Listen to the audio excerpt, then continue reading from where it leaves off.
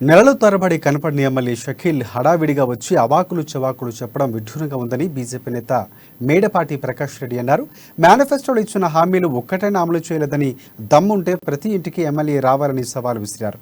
రుణమాఫీ, నిరుద్యోగ భృతి, డబుల్ బెడ్రూమ్ ఇండ్లపై చర్చించేందుకు రావాలని సర్పంచులను బెదిరించి ఎమ్మెల్యే షకీల్ నిధులను లాక్కున్నారంటూ కూడా ప్రకాష్ రెడ్డి ఆరోపిస్తున్నారు.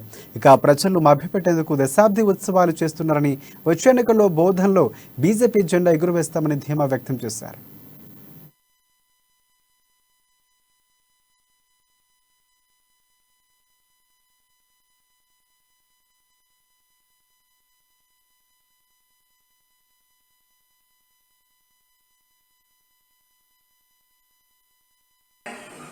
నిజామాబాద్ లో కానీ ఎక్కడ చూసినా కానీ ఏ రైతులు అడిగినా మాకు 10,000 రూపాయలు పంట నష్ట పరిహారం రాలేదు అని చెప్తా ఉన్నారు.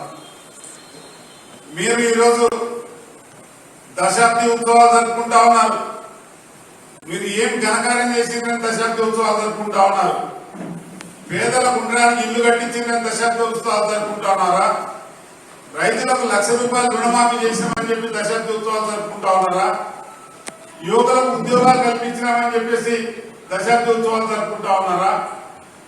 మహిళలకు ప్రాధాన్యత ఇచ్చి మహిళలకు డాక్రా మహిళలకు వడ్డీ మాఫీ చేశామని చెప్పేసి మీరు దశాబ్ది ఉత్సవాలు జరుపుకుంటా ఉన్నారా? వర్తించేటట్టు కేంద్ర ప్రభుత్వం నుంచి శాంక్షన్ చేయడం జరిగింది. దానికి గాను అక్కడ ఉన్న సర్పంచులందరినీ బెదిరించి తన సొంత కాంట్రాక్టర్లతో ఆ కాంట్రాక్ట్ తీసుకొని అక్కడ పెద్ద ఎత్తున అవినీతి చేసిన ఈ షకీల్ వీటన్నిటికీ సమాధానం చెప్పాల్సిన అవసరం ఉంది. అలాగే ఏదైతే కేంద్రీయ విద్యాలయం ఉందో దానికి ఇప్పటి వరకు కేంద్ర ప్రభుత్వం 21,56,00,000 రూపాయలు ఖర్చు పెట్టడం జరిగింది. దానికి గతంలో ఒక రోజు ఎంపీ గారు కూడా రావడం జరిగింది.